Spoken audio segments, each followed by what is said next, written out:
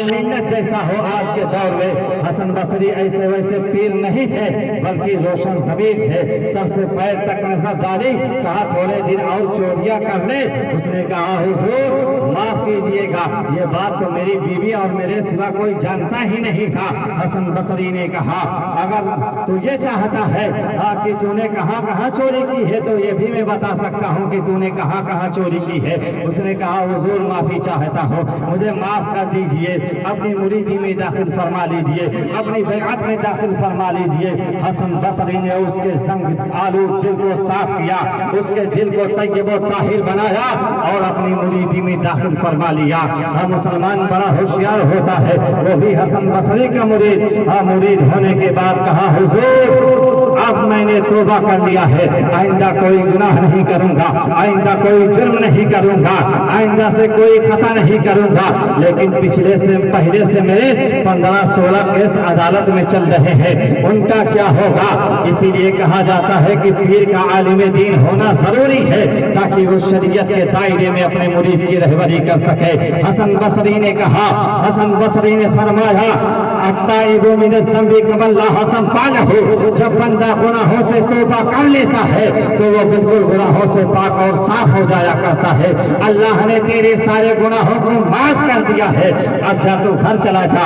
وہ گھر جاتا ہے. ابھی 1 یا 2 دن گزرے تھے, دروازے پہ کسی نے دستک دی, دروازہ کھٹکھٹایا, اندر سے آواز آئی کون؟ کہا دروازہ کھولو, ابھی پتہ چل جائے گا کون. وہ چور تو کہی, اسے ڈر تھا, اسے خوف تھا, اسے پتہ چلا کہ پولیس دروازے پر آئی ہے. اس نے چھلانگ لگا کر کے پڑوس کے مکان میں پہنچا, وہاں بھی دروازہ بند ہے. دوسرے کے مکان میں گیا, وہاں بھی دروازہ بند ہے. تیسرے کے مکان میں پہنچا, وہاں بھی دروازہ بند ہے.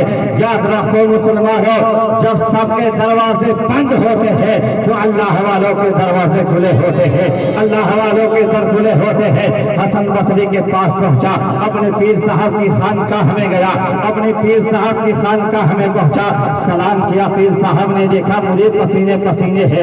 کہا آنے کی وجہ کیا ہے؟ کہا سرکار باقی کی باتیں بعد میں ہوں گی, پہلے مجھے چھپنے کی جگہ دی جائے, پہلے مجھے چھپا لیا جائے, پہلے مجھے اندر کر لیا جائے.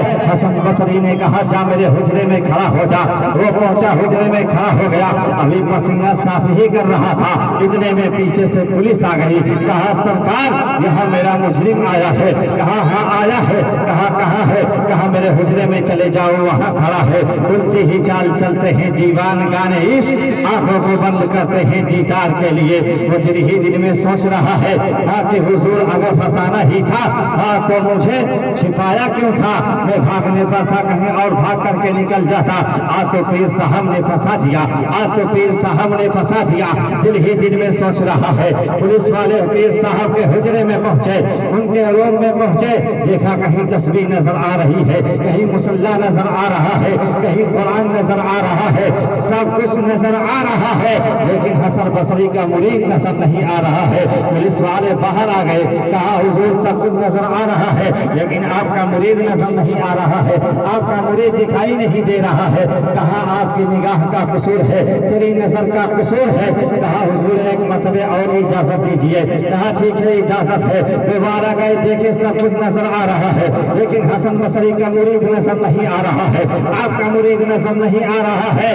پھر وہاں سے وہ واپس نکلے, سلام کر کے چلے گئے. حسن بصری نے بلند آواز سے آواز لگائی, زور سے کہا اے میرے مرید اب تو باہر آ جا. مرید باہر آیا اور کہنے لگا حضور اللہ کا شکر ہے, اللہ نے بچا لیا, ورنہ آج آپ پکڑوانے میں کوئی کوشش باقی نہیں رکھی, کوئی کمی باقی نہیں رکھی.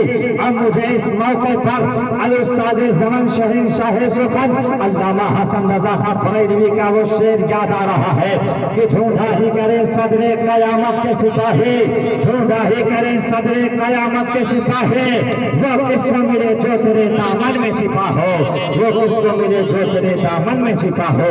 یہ اللہ والے ہیں جن کی نگاہیں ولایت ہو جاتی ہے, چور قطب بن جاتا ہے, جن کی نظریں اٹھ جاتی ہے, انسان کی بگڑی ہوئی تقدیر سمجھ جاتی ہے, انسان کا بگڑا ہوا نصیبہ بیدار ہو جاتا ہے. ان اللہ والوں کے دم قدم سے جڑے رہو. اللہ قرآن میں فرماتا ہے ان رحمت اللہ قریب من المحسنین, اللہ کی رحمتیں اللہ والوں کے قریب ہوتی ہے. محسنین کے قریب ہوتی ہے۔ جب اللہ والوں کے قریب رہو گے تو انشاءاللہ یہاں بھی کامیاب رہو گے، یہاں سے جانے کے بعد وہاں بھی کامیاب رہو گے۔ استغفر اللہ ربی من کل ذنب واتوب الیہ، وآخر دعوانا ان الحمدللہ رب العالمین۔ کھڑے ہو جائیے، صلاۃ